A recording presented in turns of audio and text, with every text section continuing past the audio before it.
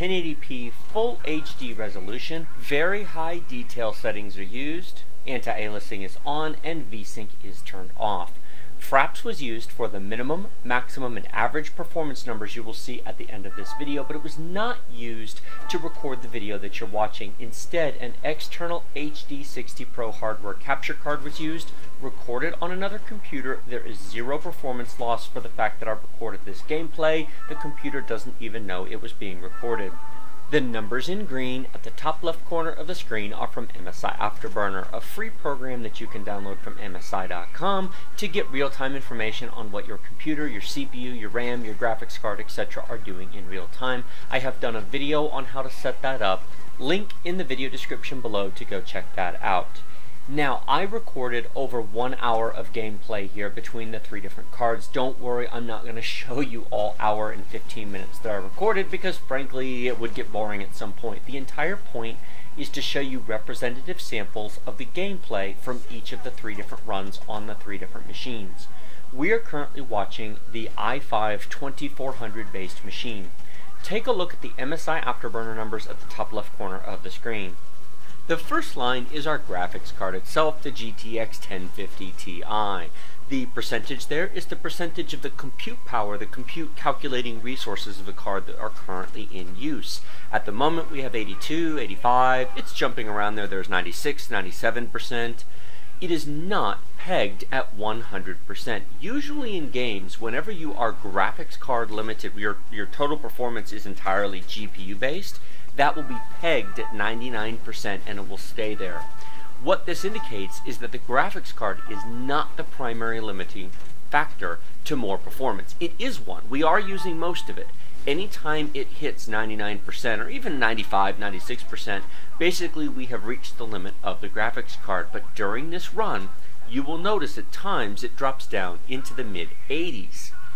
That means we should take a look at our other system components such as the CPU, system RAM, etc. Before we drop down there, let's just talk about temperature for a minute. The card is running at about 64 degrees Celsius.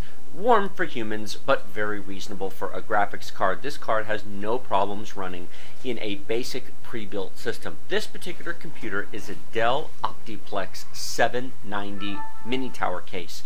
No extra cooling, nothing fancy. This card is just inserted and run with no other upgrades besides the graphics card and the RAM itself. The third item is the clock speed of the actual chip itself on the graphics card, which is currently running at 1800 megahertz. Now, this is an EVGA 1050 Ti superclocked card. If you look at the specs of the 1050 Ti, you will note that the base clock speed that EVGA advertises it at is 1354 megahertz with a boost clock speed of 1468.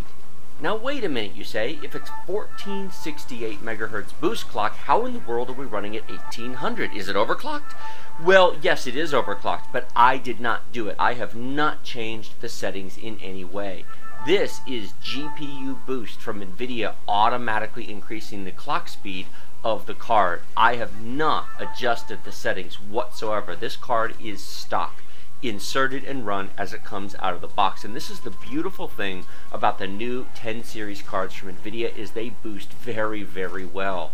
So we are running more than 300 megahertz faster than even the overclock clock speed provided by EVGA. How cool is that? Now, would it overclock higher? Yes, I absolutely believe this card would run at 2 gigahertz without a problem, at least 1900.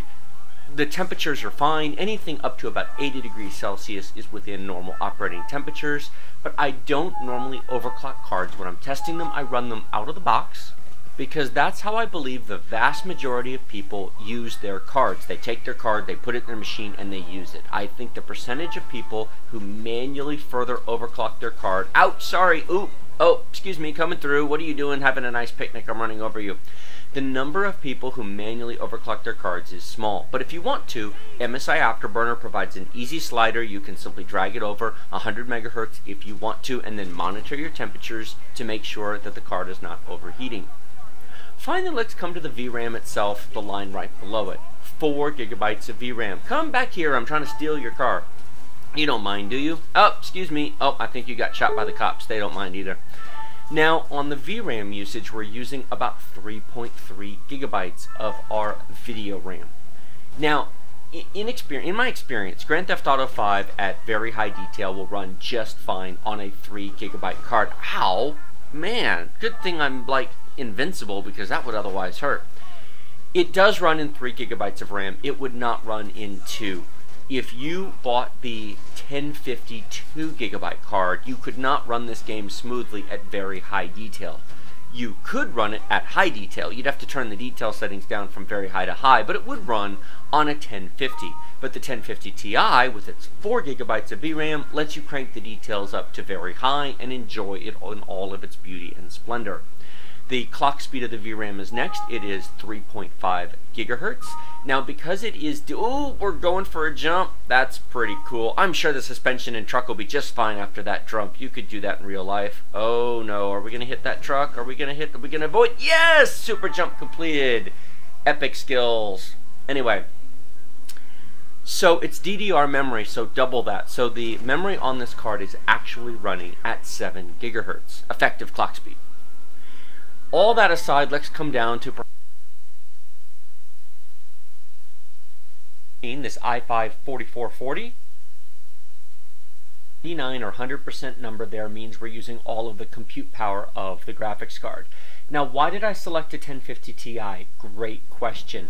The 1050 Ti was selected because it is the most powerful graphics card you can currently buy, at least in January 2017 when I recorded this, that does not require a 6-pin PCI Express power connector and is compatible with most basic pre-built machines. You simply open the machine, insert the card, close it, install the drivers, you're done in 2 minutes. It's very easy. You could certainly use a more powerful graphics card, and I may rerun this test in the future on these same 3 machines once I've replaced the power supplies. The temperature of the card is a nice, reasonable 64 degrees Celsius. Reasonable for the card, not for us. That is well within normal temperatures for a graphics card. And then we can see it's running at a very nice, almost 1800 megahertz. I do wish to point out that that is well above the rated clock speed of this card. No, I have not manually overclocked it. These cards will boost themselves, overclock themselves if thermal and temperatures allow.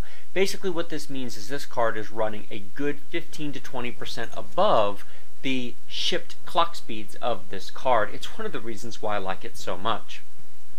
Take a look at the second line, 4 gigs of VRAM. Now this card has 4 gigabytes of VRAM and we're using about 3 gigabytes of it. Modern AAA games such as Battlefield 1 want about 3 gigabytes of RAM at 1080p at ultra detail in 2017. There are a few that want more than that, but most do not go over 3, so the 4 gigabytes is going to be good at least for a while yet. The third line, the i5 2400, well, that's our CPU.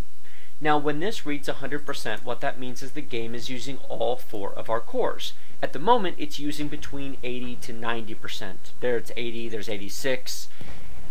Battlefield 1 does use all 4 cores of a 4-core processor, and in fact, it will use a little bit more if you have it. If you run this on an i7 processor, it will actually go into hyperthreading. Since we don't have an i7, it's using what it has.